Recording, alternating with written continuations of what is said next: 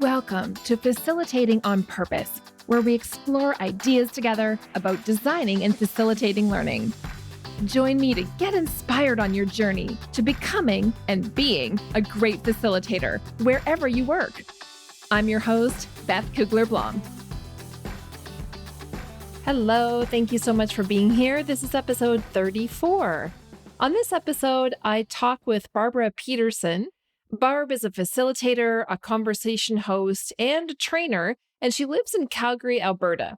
Barb and I met online first through our social media profiles, and then we were able to meet again in a virtual room at the NeverDoneBefore festival that Miriam Hadness runs. We have stayed connected, and I'm really pleased that she wanted to come on the show to talk with me about her long career in facilitation, which is not over yet by any stretch of the imagination.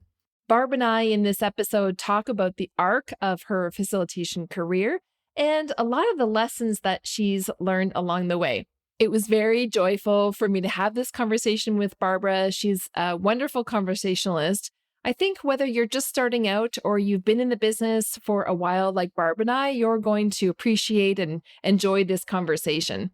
You know, sometimes people tell me that they really like this podcast because it feels like they're just in a cafe overhearing two facilitators talk about their work. I think this conversation is kind of like that. I hope you enjoy the show.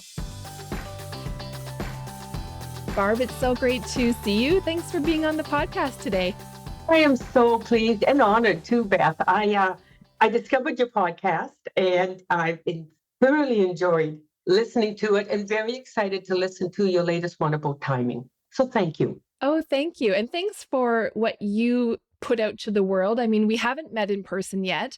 We've met online and a couple of times in virtual spaces. And you know, since I've met you online, I've so appreciated the things that I see you post on social media. You're just such a great sharer of things that you're doing in facilitation. So I've been so excited about this conversation to dig in a little bit more to what your full career has looked like and some of the lessons you've learned along the way. I think in a way it's funny because we both live in Canada. We are one province away. I'm in Calgary, Alberta, and you're in Victoria, British Columbia, which we're all Calgarians fly to in the winter for a break. So I keep thinking, I am going to meet Beth in person.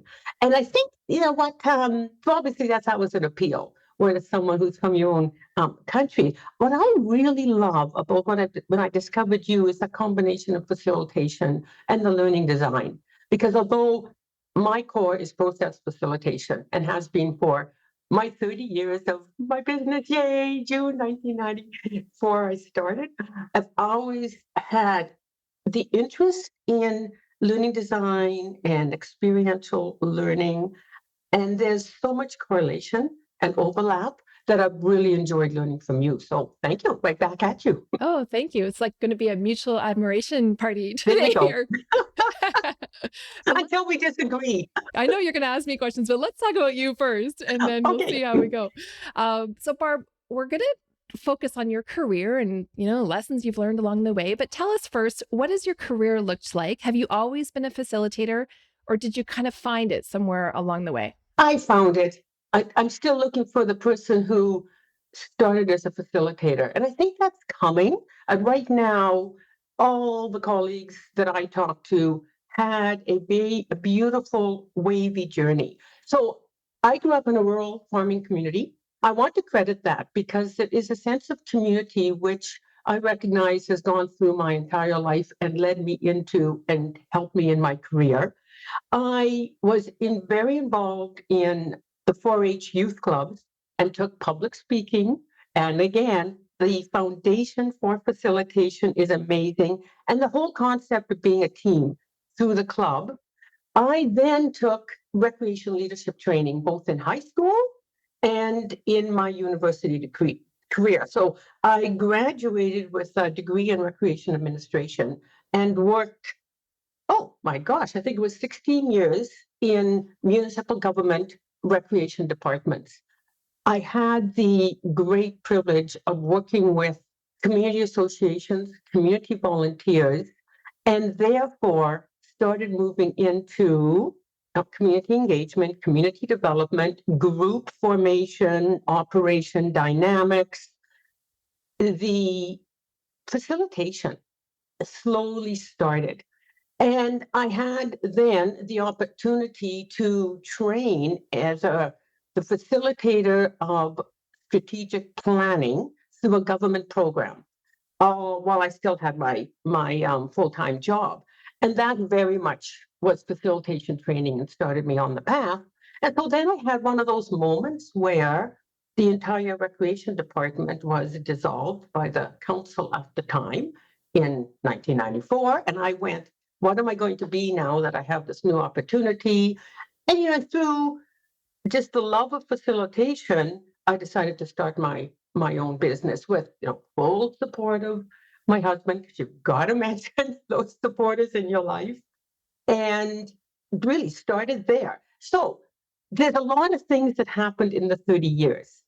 And I think we need to get into that. And I just really want to honor the roots of recreation that got me where I was.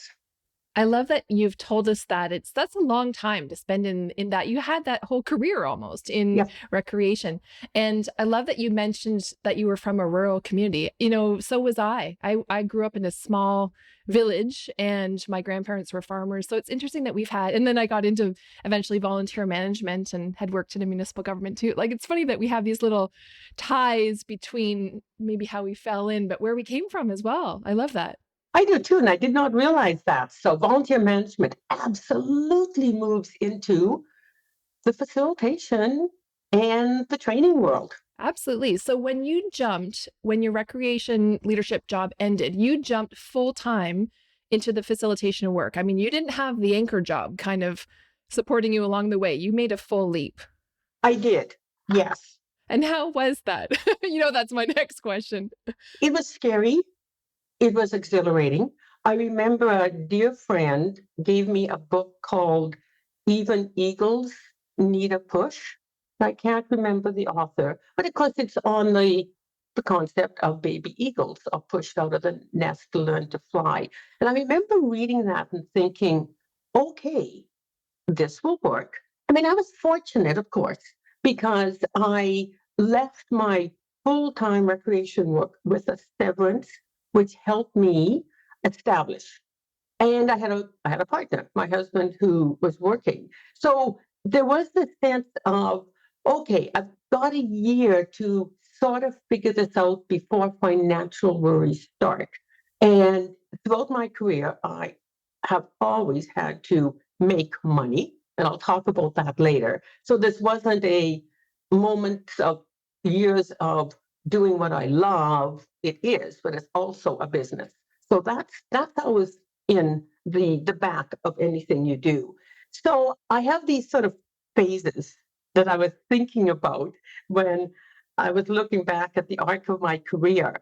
And I would say the first phase was, of course, that whole startup. And that was probably 3 years. And during that time, I very much called on everybody I knew. And that's one of the lessons. You simply must go to your contacts. Go to the people who are your friends. And that's often the ones we forget. I lost some work or didn't have the opportunity to get some facilitation work because I didn't talk to my friends. You go to all your colleagues. You go to everybody you worked with. And at that time, I remember just phoning and saying, I'm doing this.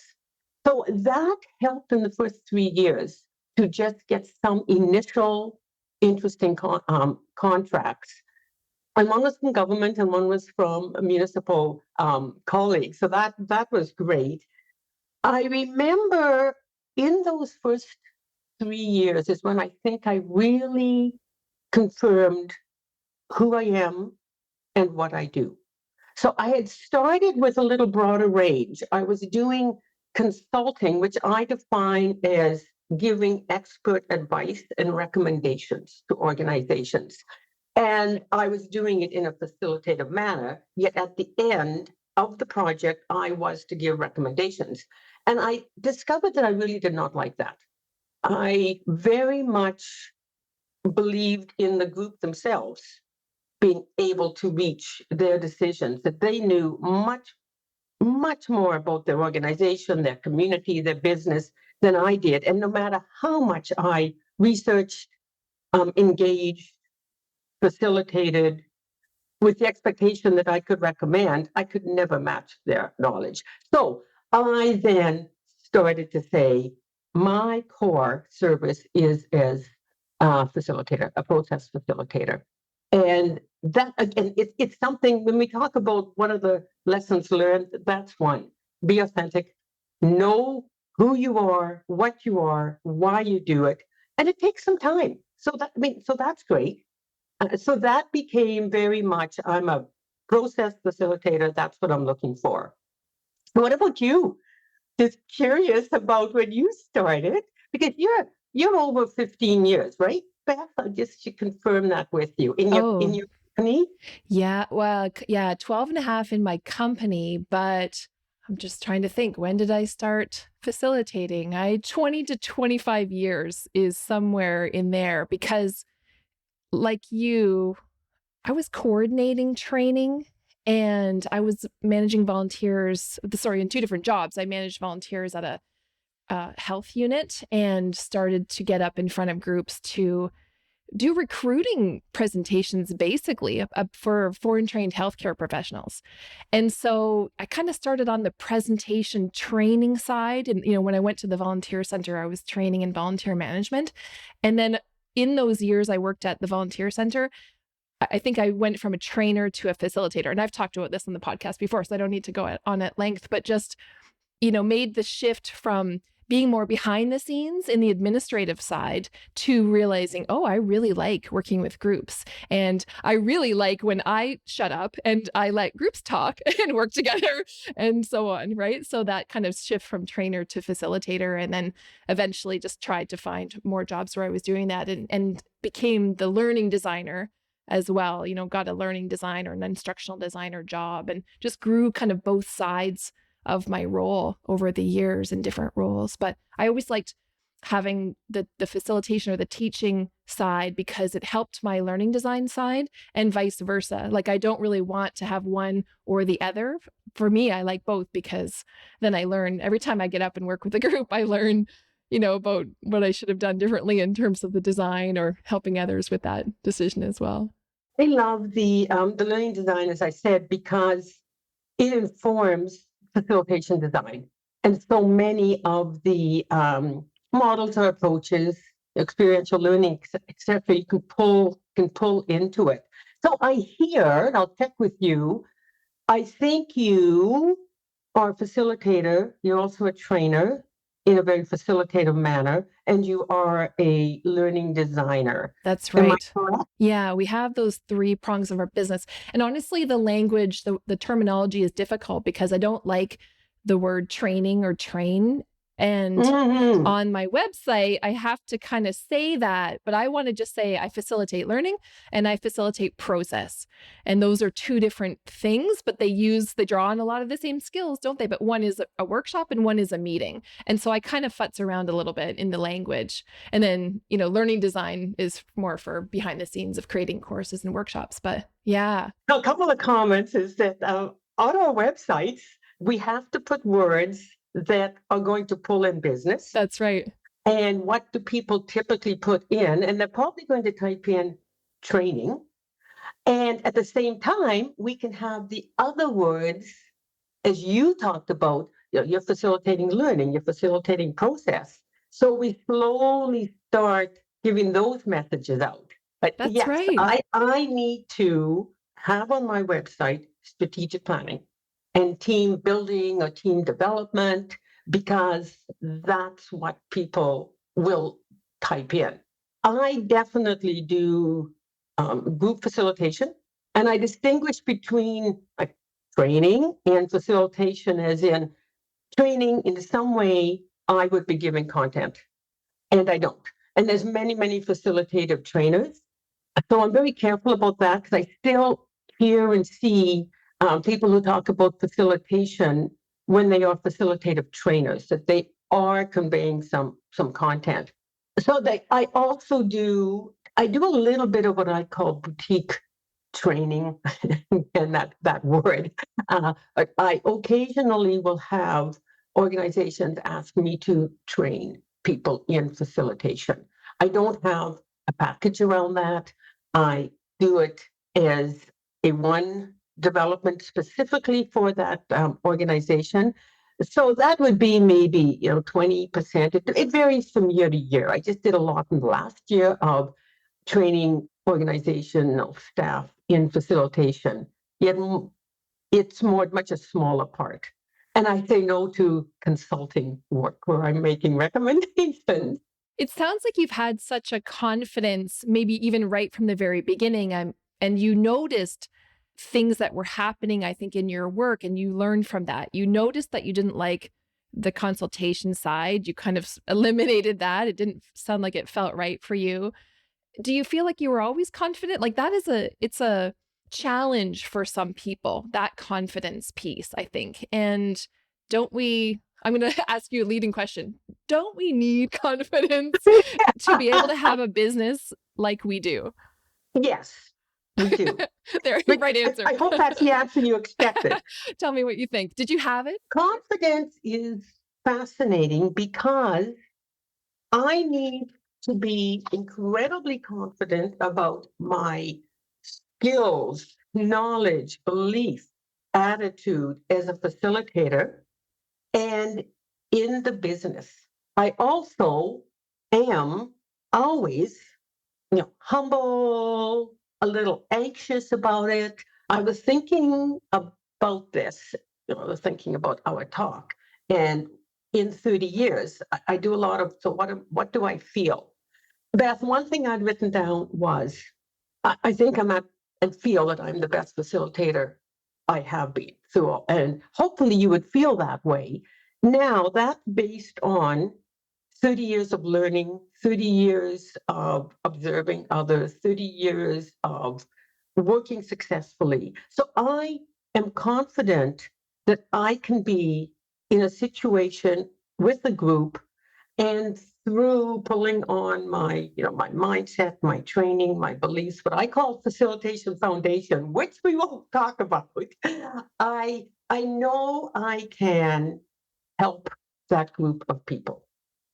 Even if I have to say, I have no idea what to do now. But sometimes that happens. Let's design this together. What do you want to have come next? Or here's what I think and feel would help. So definitely that confidence, and yet also the awareness that I am humble in every situation I go in with. Always I have the feeling of, oh my gosh, can I do this? Am I able to design a process which is really going to work for them? And I have the email comes in or the phone rings about a new project, facilitation, whether it's a 1 day or 3 day or 6 month process. I am equally as excited as I was 29 years ago. I know what I am going to say no to. I have one right now that called to do it, and I'm just going through. What do I do about that? Do I partner with someone?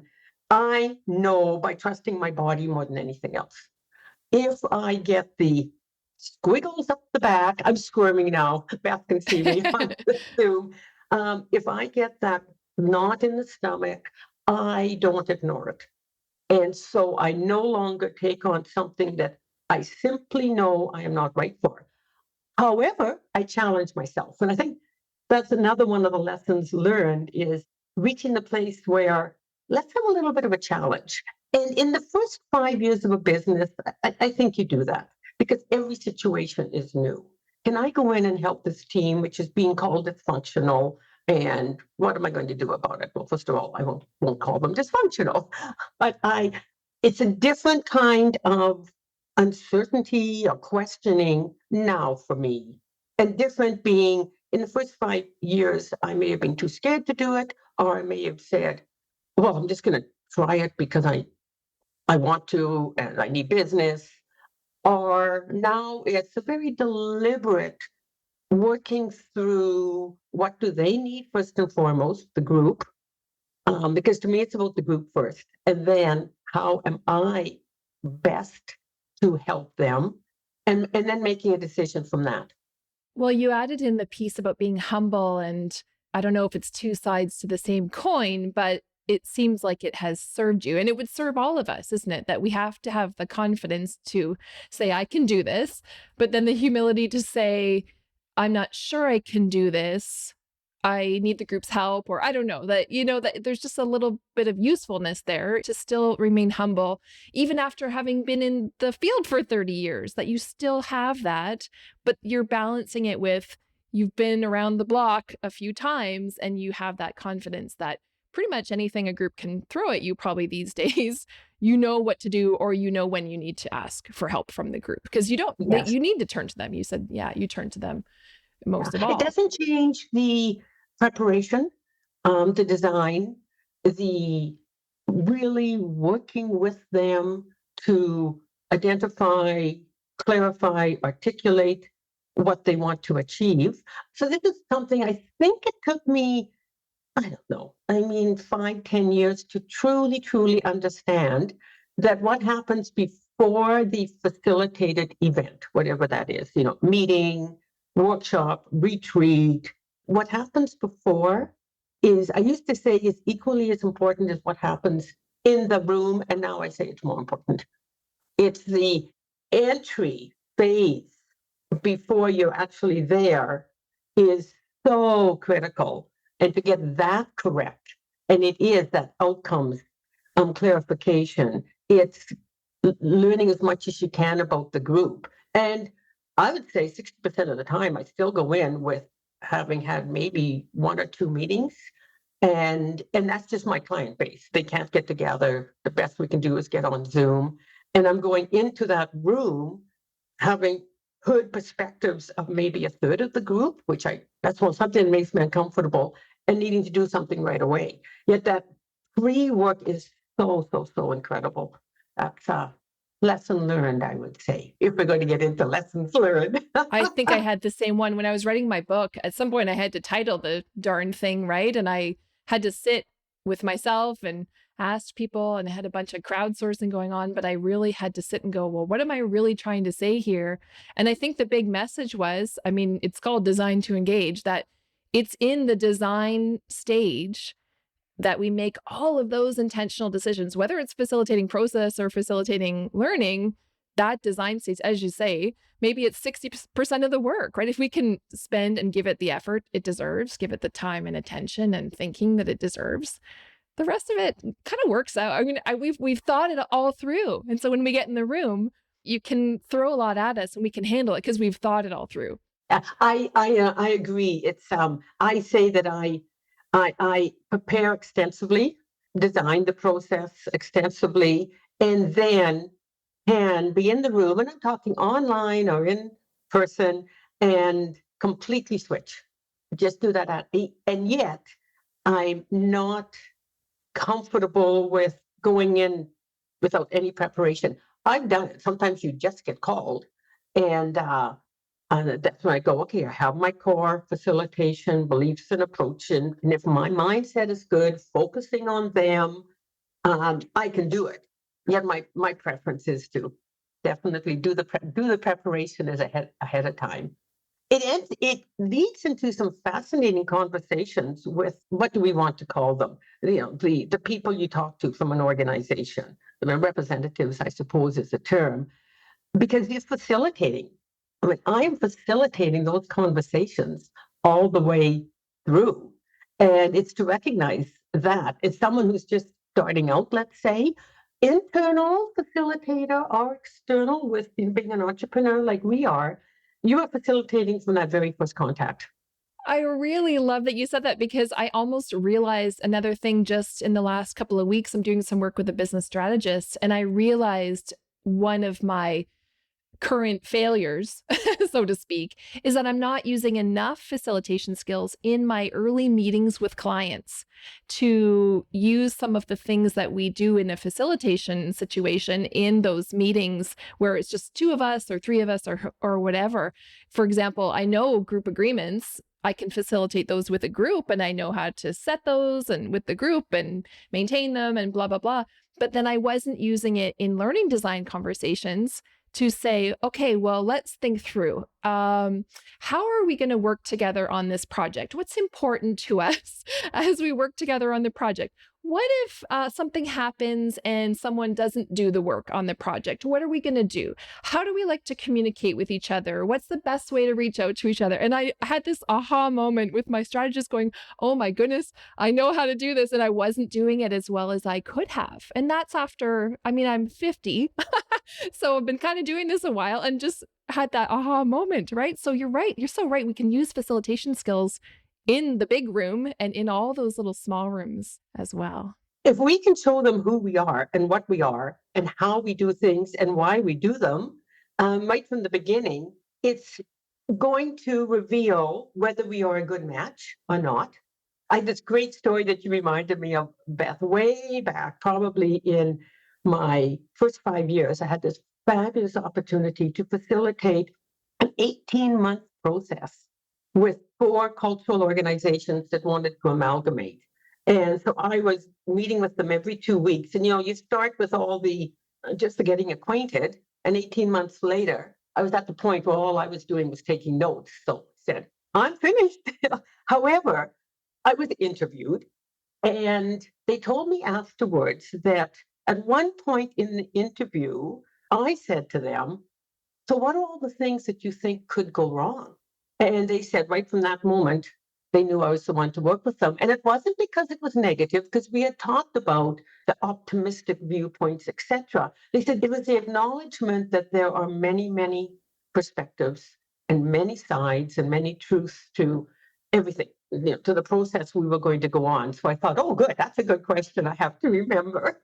I like that they gave you that feedback. It's so illuminating. And, hopefully for people who are listening to this and they're not yet the big F facilitator and they're working in an organization and they are having team meetings or whatever. I mean, you can facilitate with your colleagues, can't you? I mean, you can start to develop those skills while in other types of groups when we're not really even called the facilitator. And that just opens up the answer to that common question of how do I learn how to do this? Like, how did you learn? This is the question everyone gets. How did you learn how to facilitate? Did you do it just by osmosis? You just got up and started doing it, learning from it? Or did you reach out? Did you take training somewhere? What did that look like? And what does it look like now, I guess, too? Two-parter. So if I had to do my top 5 tips, one of them is get training in facilitation, and get a training that is what I call facilitation foundation. So what does that mean? Seek out some type of facilitation training that is based on philosophy, values, beliefs, core approaches, methods that reflect all of that. So pet peeve, I have a few pet peeves after 30 years. One is people who come in to facilitate that only have techniques. And it happens. You start with just how do I do this? And that's fine. Go and get the training that is about beliefs and attitudes. I have this little model that I call BASK, B-A-S-K, beliefs, attitudes, skills, and knowledge. People often start with a little bit of the knowledge and the skill, yet they need to have beliefs, the principles, and they need to have the attitude or the mindset. So I was lucky. I said I had a little bit of exposure through this training in facilitating strategic planning. So that was a little bit of training with some reading and observation. And then in my first year on my own business, I discovered technology of participation, which is a worldwide method of facilitation and approach of facilitation. And I started doing training. I'm doing a call out here, Beth. I'm started doing training with ICA Associates out of Toronto, Canada. And that became my foundation because they had everything in terms of beliefs, philosophies, approaches. There's 8 to 10 courses. There's books that have been written. I believe as a facilitator, we need to have this facilitation foundation, a core which we go to. When you're in any kind of a situation, you're designing, you're in an inquiry conversation, you're in a moment in the session where you're just taken aback, something happens. Someone yells, someone stomps out of the room. This has all happened to me. A person who's drunk comes in. People disagree. People say, Barb, I don't want to do this. What do? What is your foundation you go to? And mine is what's called the focus conversation, or the ORID, technology of participation practice. So the ORID is ORID, and it stands for objective, reflective, interpretive, decisional. I use it as a design method, and I use it as a tool. I just simply take people through a conversation with objective information, reflective. How do you feel? What responses do you have? What does it mean? Interpretive, and what are we going to do about it? And I also do that in the moment. I have that conversation in my head in 3 seconds when something goes awry, because I can go objective. What is happening? Reflective, how do I feel? And what do I observe that I think other people are feeling, but really, what am I feeling? Because if I am uncomfortable, if I'm scared, if I'm being triggered, what does that mean? Interpretive, like what does it mean? And then decisional, what am I going to say to the group? And I can do that in 3 seconds in my head and know what to do. And it absolutely has saved me over and over and over again. The other quick one, because I really want to mention it, is Roger Schwarz, the skilled facilitator. I trained through his company too, and he has what he calls the mutual learning cycle, which is very similar. There is an inner conversation and an outer conversation. And the inner conversation is observe. What do I see? So it's like the objective.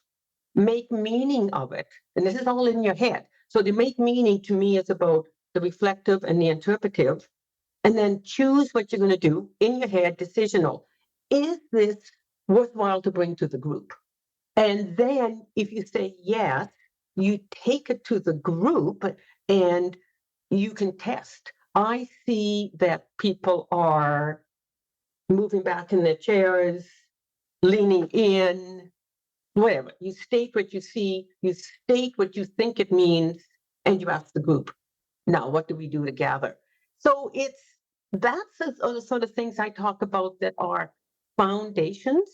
And if you're only going with a technique, you don't have that. And when something happens, we know what hits the fan, or even just a moment of celebration, how do you deal with that? And I'm going to end really quickly, but there's different facilitation foundations. There is the circle way, amazing. There is, again, Kolb's experiential cycle of learning. I always mix it up when I say it. That can be used as a foundation. Appreciative inquiry can be used. The what, so what, now what? Anything that is based on those beliefs and principles and approaches. That's my number one thing for people. Get trained. The training's out there. Just make sure it gives you a core and it gives you beliefs, attitudes, skills, and knowledge.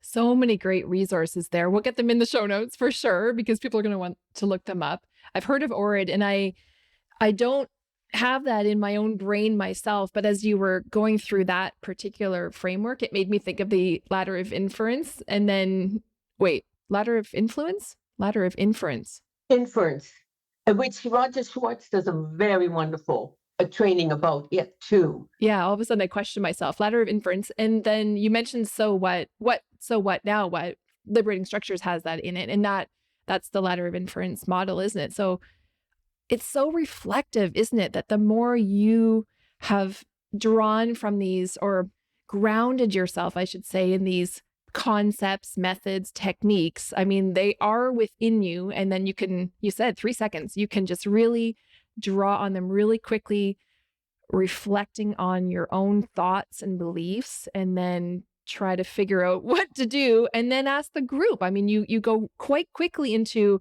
all right, well, here's kind of what I'm seeing. What do you think is how I might put what you said too. And I've done that too, because we can't make those decisions for the group, can we? Like based on just what we think. And I think those have been some of the most powerful moments. Maybe they have been for you as well, when I didn't really know what to do. All I could do is try to ask the right question that to the group about what needed to happen next, and say, well, here's kind of what I'm seeing here. And it wasn't what I thought I was going to see. And so what do we want to do about that? And they go, oh yeah, Beth, thank you for saying that. Blah, blah. Some truth comes out, right? I mean, just have you found those? Is that that is a really key thing for a new facilitator? And even those of us have been doing it for a while, to keep remembering, turn to the group. Have those been some of your most powerful moments? Oh, absolutely. It's about us. It's not about them and me. And I consider myself as the facilitator as part of the group in a specific, a little more, let's just say, neutral or objective role. Yet the minute I go into a group, I am part of it in some way, and I'm going to influence it. So, I recognize that and see that I am invited into their space, and we create something together. So I can invite them very, very much to co-design, to ask the next question. Somebody is leaving in tears, and I can just say to the group, this might be a time to take a break. This might be a time to just sit and reflect. What do you want to do? And they'll tell me.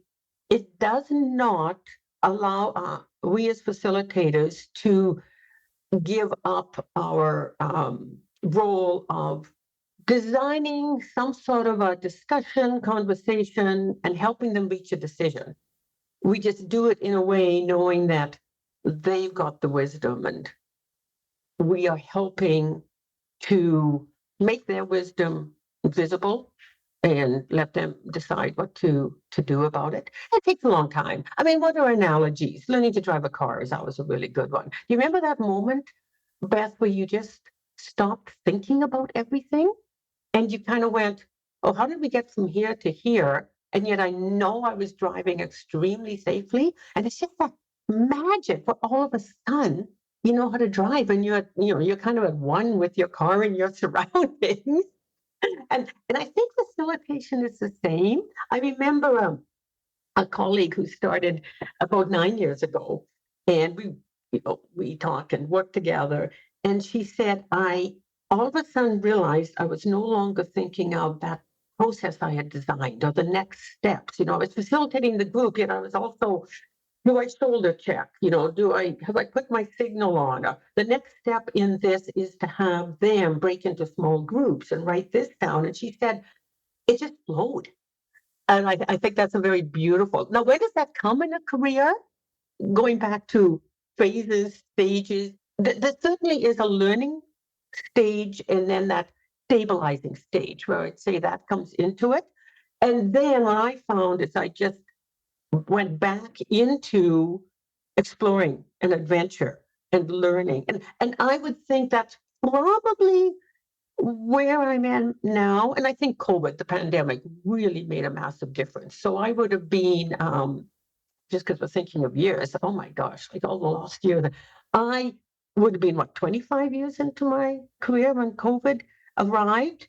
And without a doubt, it revitalized me in many ways. Just that whole online was so exciting for me, and high new skill learning. And yet I realized within a month that my attitude, my principles were still all there. I just had to learn new techniques.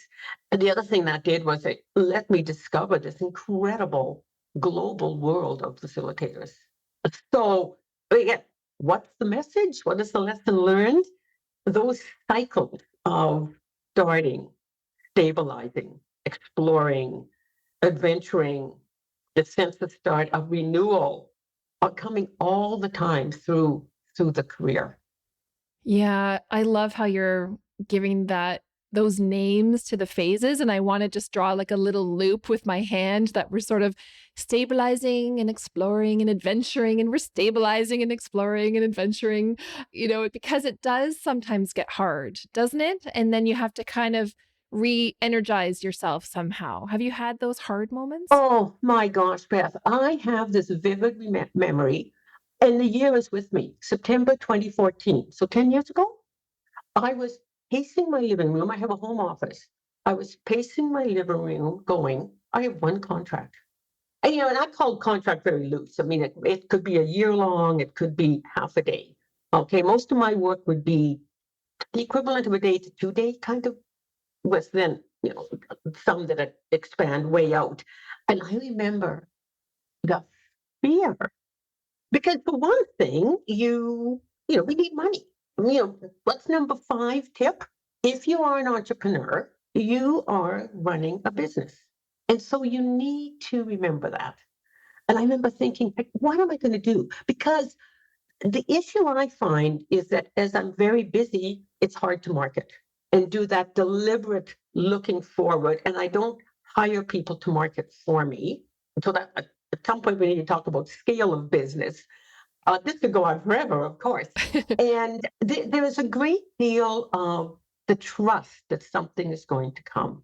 I found that in the first 3-4 years, it was kind of every 3 months I was into, oh my gosh, what's going to happen? And then kind of a 6 to 12 months. And then I don't know what it was. We had a big economic downturn in Canada, certainly in like kind of 2011 to 2014. So maybe it was coming out of there.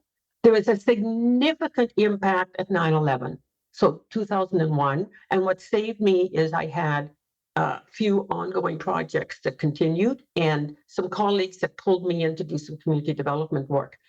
So 2014, all of a sudden, 3 emails came in. And it was, again, repeat customers and a referral from a close friend to what became a 1.5-year facilitation contract.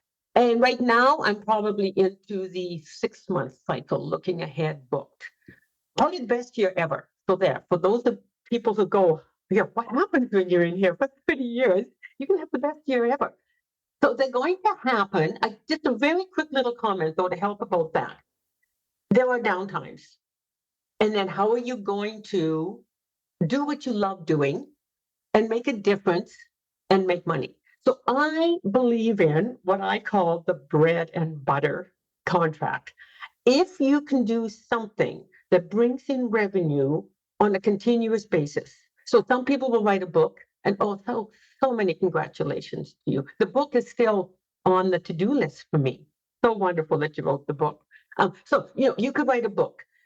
You could have, some people say, I'm doing training workshops and I have to run, one a month to be able to have that core money. I had an opportunity to do project with 2 organizations in my second year to do what they call community development work and grant proposal writing. And I'm still doing the proposal writing. And that became, I don't do it for others. It's, like what, 10% of my work? Yeah, that was my bread and butter. After COVID, they had so much work, like the first 6 months of COVID, where we were all learning how to do it online and getting customers online. These 2 organizations had so much work because every funding body was giving grants. I was able to get money from there. So, a lesson learned, if a person starting out can, decide what your core services are and then get what I call that bread and butter, ongoing, money's coming in and I love doing it, work. That makes a difference. Do you have a bread and butter type of contract? Or, again, I'm thinking of your book, but is there something that the money is coming in to some degree on a regular basis? Well, yes. I was going to ask you about feast and famine. And so maybe I can kind of answer it first, then I'll turn it back to you. So people always say, when they hear that I work for myself and I'm an entrepreneur, they go, oh, feast or famine, right? And I go, nope, it's always feast. I've been really lucky. And, we can talk about luck and hard work later, but Because I have the learning design side of the business, that is a lot of our work is learning design. And the contracts can be quite small. They can be sort of just 10 hours or consultative kind of stuff, DIY, where we're sort of helping an entrepreneur do something and they go off and do it. But the ones where we're really engaged in, building, designing and developing the course, they take months, and we work with clients over long, long periods of time. So those really are my bread and butter, although it's different every time, different clients every year. So that always has been the anchor for me and my business. And then the facilitation, the two types of facilitation just kind of pepper throughout the year, depending on who comes our way, really. And so I always have had the benefit of a lot of work, and that's why I'm growing the team. But you're right about when it's busy, it's hard to market. I mean, I really try to remember to keep pushing, not push, that's not a great word, but just how do we keep sharing what we do and being valuable to the community and talking and exploring and deepening our networks, communities of practice. Like I've led a community of practice for a dozen years now. And so I've always done things to give. I mean, the book is kind of like that too. Like I don't make a lot of money on that book, although I'm so happy I did it. And I have another idea for another one. But I guess that's maybe my advice. Like just keep giving to your community and developing relationships with people, friends in the field that do the same thing. Great relationships with clients. Like you mentioned, you got repeat business, client came back to you and kind of saved you at a time you needed more work. So just, I don't know, there's all those kind of relationship building pieces that help me with the feast and famine kind of periods. And so we don't really ever see famine because of all those kind of groundwork pieces that I've laid. Yeah, that's wonderful. Yeah. So what do you say about feast and famine? You've gone through a little bit of that, but mostly I think you've been quite feastily successful. Yeah, it's without a doubt more feast than famine, with just a few times, as I said, where you're walking in the living room and going, what is going to come next? So just a few comments. The marketing. It used to be all word of mouth, repeat. In the last 10 years, without a doubt, it's much more online through the website. And I also have a fancy website. I don't do a lot of great stuff on it. Yet, when people search, whether it's facilitation, strategic planning, teamwork, focus groups, for heaven's sakes, I'm in the top 5, even without a fancy website. And so 50% at minimum of my work is now coming in through there. So the marketing, you have to adjust. And you also need to, as you say, become part of communities, looking out and reaching with others. I belong to 4 facilitation or team building communities now. And before COVID, it would have probably been, maybe 2, maybe I belong to 5 now. And it's not that I get work through there, but I just seem to get exposure because people follow you on LinkedIn and Instagram. And so that just helps the feeds into your website. So it's really keeping aware that there's little changes you can do online for the business. And again, the famine is you build your business. I'm putting money into the business. So I'm 30 years in, I'm 69 years old. Am I going to retire? It's there in my mind. It's not, okay, I am planning it out now. I am absolutely excited because opportunities are coming to me now, which is amazing. I've always wanted to do more corporate work. You typically work out of the field you come out of. So nonprofit and government has kept me busy with a little bit of corporate. I recently became an associate with a leadership development group, and I've never been an associate because I've never felt comfortable. This one I felt totally comfortable with. And a lot of their work is facilitation within corporate. So, I mean, it's happening. What I had hoped to have at some point is definitely happening. So I want to explore that.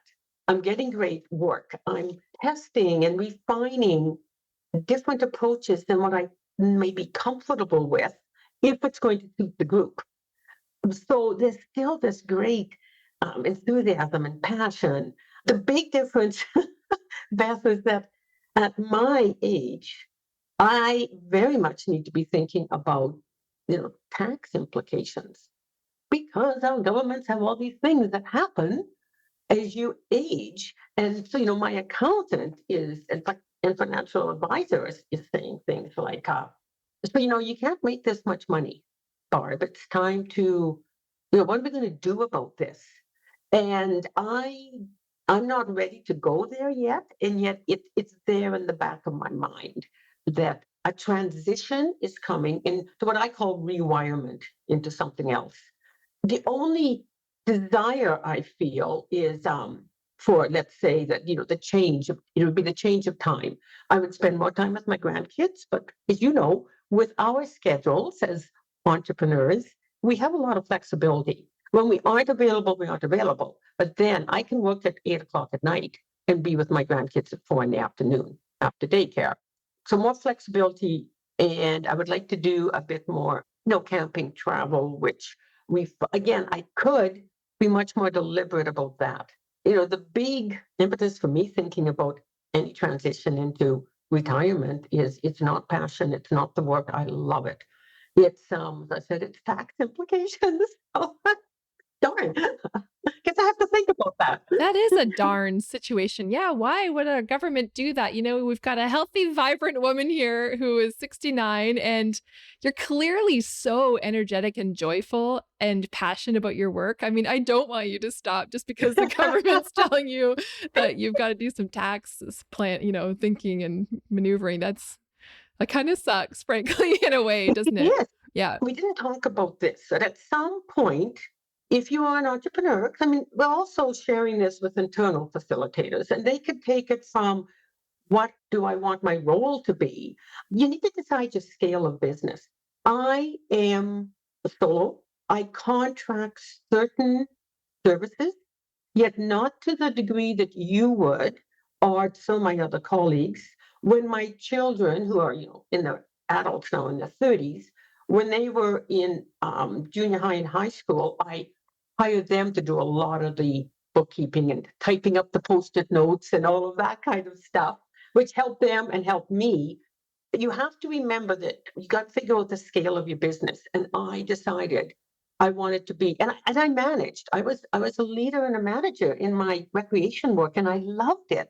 Yet I decided I want to be in the room with the people. I don't want to be coordinating others to be in the room. So then that's all part of that first stage of, exploring discovery and moving into stabilization. I'd like to ask you a question. Sometimes I listen to the podcast called How I Built This with Guy Raz. I don't know if you've ever heard of that one. No, but I'm going to go look it up. It's about entrepreneurship. So it's businesses around, maybe most of the states and maybe some beyond that you've heard of and otherwise about what their entrepreneurial journey has been like. And so I thought of it because he always asks the same question to the people at the end of the episode. And I want to ask it to you because I always think it's sort of neat that he does this. Here's the question. Barb, how much of your success is due to your skill and hard work? And how much is due to luck? 80% is skill and hard work. Because everything I said, establishing your reputation from the moment you live, to all my experiences in 4-H, in recreation, moving into facilitation, I am my reputation.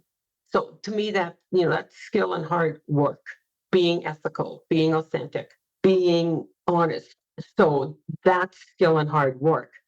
Then the beliefs, the approaches that I talked about all roll into that. The luck is is it luck? Somebody refers you for something and you kind of go, like, how did that happen? And yet so you feel lucky and you think it was just serendipitous. Yet I think if we go back into what led to that, it's back to skill and hard work.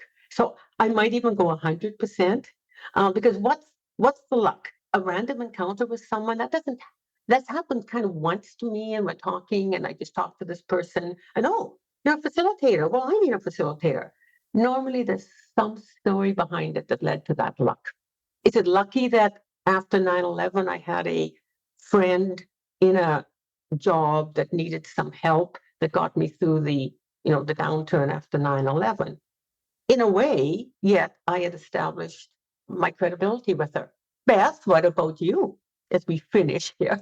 I like what you're saying, and I probably think the same. Sometimes we think things are lucky, and I certainly feel lucky in a lot of things that have happened to me in my career and, to us as a company and so on. But then I do have to peel the onion a little bit and go, well, wait a minute. I mean, I laid a lot of groundwork to make that kind of thing happen. Or, sometimes you can see the direct connection to why a thing came your way. But yeah, I work pretty hard in my work and try to create, I don't know, I just try to do good things and put some good karma out there, and then it comes back. I liked what you said earlier about, I forget how you put it, but I just kind of have to tell myself that good things are coming my way. And I Yes. don't really know what they are yet. And they are. There's a certainty there that helps me with some of those pieces where I go, oh, what am I going to be doing 6 months from now? What's the company going to be doing? And I just have to go, something good's coming my way. And I don't know what it is yet. That's a beautiful way to conclude, is that that's exactly how I feel. And it's in those moments of worry, something comes. And why does something come? Because we've laid the foundation. And sometimes you have to give it a little nudge, So you make a phone call or you send a little email and just thinking of you, we worked together last year. How's that project coming? It is absolutely, in a way, magical based on the foundation we laid, that the work just keeps coming in. Even after 30 years, Beth, even more so after 30 years. I just got chills, just kind of ran up my spine because I feel so grateful for this time. And this has almost become a 2-part episode, Barb, because there's so much. Gosh. I mean, we could keep going for sure because you've had such a rich career. But the most hopeful thing for me is that you're not done yet. You are not anywhere near done yet. You still have so much joie de vivre, so much joy for your work and, your explorations around it. So thank you for spending time with me. It's been a joy for me. Oh, thank you. I mean, it's a delight to have a conversation with a colleague and friend who, just speaks the same language and the feelings. So I appreciate this so much. Well, again, it was such a joy for me to talk with Barbara about her career in facilitation. As someone that is 20 years behind Barbara in her age and where I'm sitting in my career, it was so hopeful for me to think, okay, she's 20 years ahead of me almost, and she's still passionate about the career. She's still renewing herself in the career. I love the term rewirement that she's using instead of retirement.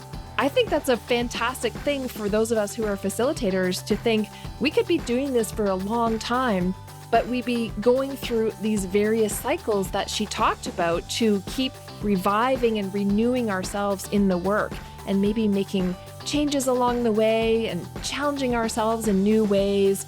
I think you will have heard that hopefulness and passion yourself as she talked about her whole career and where she still sits and looks forward to what's coming next. That was so wonderful.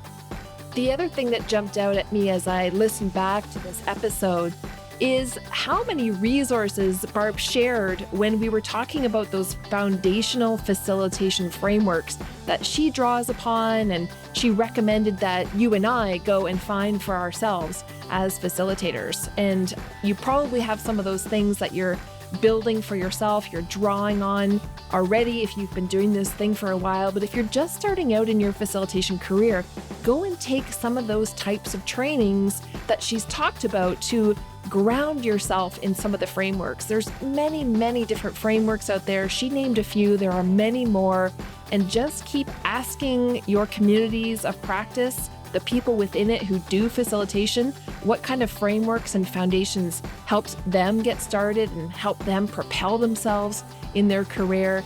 And I think it's great advice for all of us who've been doing this for a while as well, to keep going back to training with other facilitators to revive and re-energize ourselves and to keep deepening our learning in the field as well. So thanks again to Barbara Pedersen for sharing with me so honestly about her long career, and I'm looking forward to seeing what's next in her work from this point forward. On the next episode of the podcast, I'm going to share some of the inner dialogue that I have with myself while facilitating. There are always so many things that go through our brains while we are facilitating either learning or meetings, and I'm going to share some of the things I think about while facilitating to make facilitation-related decisions. Join me next time for Think Like a Facilitator. I'll see you then. Thank you for listening to Facilitating on Purpose. If you were inspired by something in this episode, please share it with a friend or a colleague to help them expand their facilitation practice too. To find the show notes, give me feedback, or submit ideas for future episodes, visit facilitatingonpurpose.com. Special thanks to Mary Chan at Organized Sound Productions for producing this episode. Happy facilitating!